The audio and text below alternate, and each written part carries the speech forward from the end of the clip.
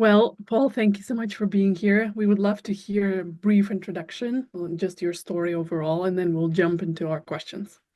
And then Sure, at any sure. point, if the audience wants to ask a specific question, just drop it in the chat. We'll bring it to Paul at the right time. Cool. Well, again, first off, thank you for having me on here.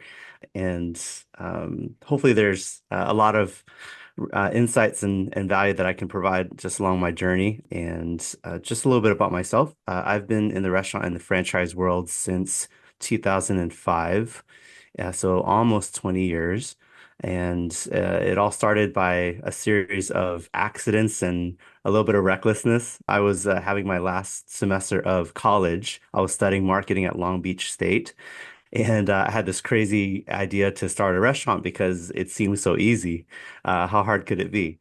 I just had a couple friends that put a little bit of our student loan money together. We found a space in our hometown that was vacant, and we decided to serve something that the marketplace didn't have before, which was, if you guys are familiar with boiling crab, where they did like crawfish boils.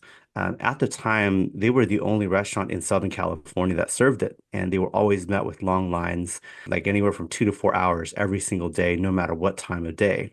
So it wasn't a brilliant idea of mine. It was just more like, hey, if we open, there seemed to be more demand than supply. And so if I were to just create a restaurant that served something like that, even if it was like less quality food, there's going to be people who aren't willing to wait 2 to 4 hours, who would be willing to just come by and give at least give us a try.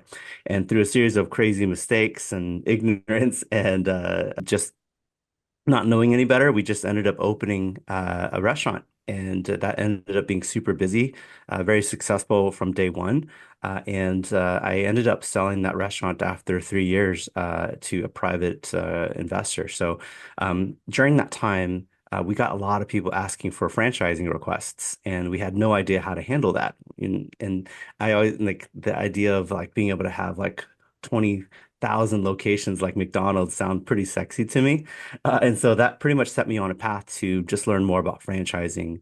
And by the second year of running that business in 2006, I came across a company called FranceMart. They been around for quite a while. They're famous for growing Five Guys burgers and Qdoba, the Halal Guys, and a bunch of other brands. And so I met with them. I thought I tried to get my concept to be franchisable. I was let down. Sadly, they said that my concept was not ready because I was still running it like a mom and pop. But I must have hit a really good chord with them because they said, "Hey, if you are running the business and you still have time, we are hiring, we're growing rapidly, and would you like to learn the business?" And so I decided to jump on board because by second year we had good managers in place. I didn't have to be at the store all the time. We had some systems in place. So I decided to do both at the same time. And that was when I had an amazing, 10 years of working for FranceSmart, where I was able to take small brands that only had 1 to 4 units. I was able to learn how to take them from small mom and pop to putting systems in place, refining the business model, making it predictable and replicatable. And I had the fortunate opportunity to take some brands public on the stock exchange, go international, get acquired. So it was just a crazy MBA, incredible experiences that I was able to add value to other people's lives, but also I always knew that I wanted to, take what I've learned and go back into the restaurant business and re apply it and do better the next time around. And so that opportunity came in 2014 when FranceMart took on a new client, a new brand called the Halal Guys. They were a famous New York food cart in New York that always had lines from 10 in the morning till 5 in the morning. And after 2 years of us them and making them feel comfortable about franchising, they decided to franchise and in the process of working with them, as we were putting systems in place and getting them ready, I fell in love with that brand, not just from a consulting standpoint, but I felt like I had to get involved as a franchisee too. And by that time, I made some great money. I've built some great contacts and someone who I could assemble as the Avengers of being a franchisee. So I called them my friends that I thought were great partners. They also loved the halal guys. There were a bunch of friends and family who were willing to invest in the store. So I asked my boss, Dan Rowe, if I could double dip and be not just a franchisee, but also help with growing the brand too. So um, and he agreed, and we ended up buying the franchise rights for Southern California. And so over the next 10 years as well, we built 11 stores, and we were usually on the top 10 stores in terms of revenue and customer satisfaction. And during COVID, we did lose two stores. And if there's any insights or lessons I can share from those two lost stores, like feel free to poke at it. Happy to share all of that because it's not just the good stuff we learn from, but all the bad stuff too.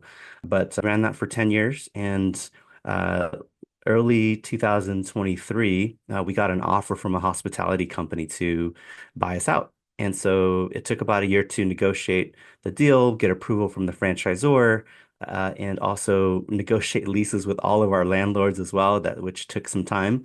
And financing, there's so many things in place, and there's some lessons to be taught there too. But at the end of 2023, we ended up selling our company. So I was able to exit that. It was kind of blessing to be exiting twice because I know not all restaurant owners or business owners have a successful business, let alone having a liquidation event. So I'm pretty blessed. There's some lessons in there too. I was planning on retiring for a little bit before I jump back in. Can't retire long because I live in California. But in the process of just relaxing for a few months, I was approached by Troy Hooper, the CEO of Pepper Lunch, and he heard about me from some folks about, hey, Paul knows how to grow brands and franchise them. And he met with me, and it so happened that I love Pepper Lunch as well. I visited Australia for business in 2016. That's when I first fell in love with Pepper Lunch. And at the time, there was no Korean barbecue or any like experiences where you get to cook the food in front of you. And so at the time, Pepper Lunch was kind of like the only game in town, and they were Japanese. And I just smelled, amazing food coming permeating the streets of Sydney. And so when I first experienced it, I was away by the food, the quality, the price, and so that was the reason why when Troy reached out, I got super excited, and they already had an idea of what the brand was, and I was shocked. I was always shocked that the U.S. didn't have more stores. They only had five stores at the time, and so I decided to jump on board and help them grow. Last year, we were able to put 40 units in place. 2 years before that, Troy had grown by 35 locations. So we have a total about 75 locations in development right now. And in the process, same thing with Halal guys. I fell in love. I couldn't just consult again.